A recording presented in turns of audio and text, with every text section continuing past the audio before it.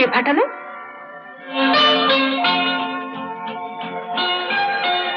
আমার তাক করা বেলুনটা তুমি ফাটালে কেন? আমি তো আরেকজনকে তাক করে রেখেছি, তুমি তার তো কিছু করতে পারছো না। কে সে? আমাদের বাড়িওয়ালা, সুদখোর পান্নালাল। আমি কি দান সত্য খুলে বসেছি? তোদের যখন যা দরকার হবে আমারই দিতে হবে। ঠিকই তো। দয়া করুন হুজুর, দয়া করুন। আমার ছেলেটা নইলে বিনা ওষুধে মরে যাবে। যা সুদ হয় তাই নেবেন। আমাকে 50টি টাকা অন্তত দিন। থাম, আগে জানিয়েছিস তা এখনো শোধ দিসনি। সেটা সুদে আসলে কত হয়েছে জানিস? এবারকার মতন দিন বাবু।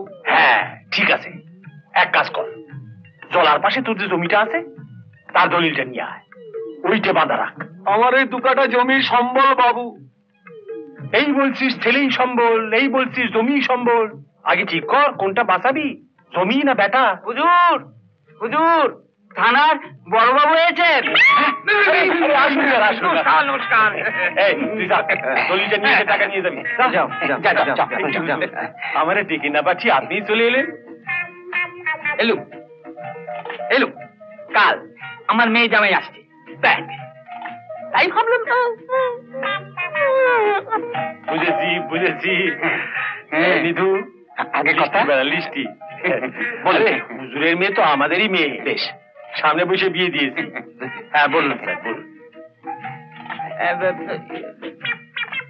ওটা 3 পাকা রুই। লিখুন 3টে পাকা রুই। লিখেছি? লিখেছেন?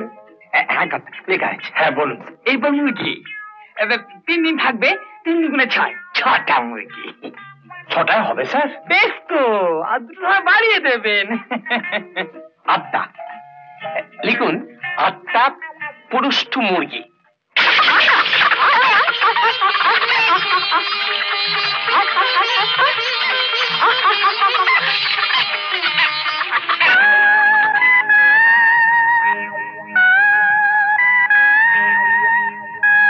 যে ধরা দিতে চায় না তারে ধরার জন্য ছুটে পড়তেছিস, আর যে ধরা দেওয়ার জন্য নিজে থেকে তোর দোরগোড়ায় এসে দাঁড়িয়ে আছে তার দিকে একবার চোখ তুলে তাকাচ্ছিস না?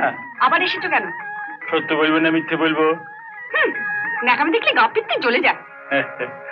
সত্য বললে বলতে এসেছি তোর টানে, সেটা বলে লোকে আবার নিন্দে করবে, তাই বলতে হয় এসেছি তোর বাপের কাছে। শুধু আসলে তো বড় কম হলো না, আছে তোর বাপ? হ্যাঁ যাও। তুই তন্ড চক্ষু ভরিয়ে তোরে দেখবো, তাও দিবি না? তুই এত বড় পাষাণ। মরণ, বুড়ো হচ্ছে এখন, হ্যাংলামি গেল না। তুই শুধু আমার বাইরে পাকা চুল কটাই দেখলি, ভেতরটা একবার উকি দিবি না? বেশি বকো না, সম্রাটকে বলে দেবো।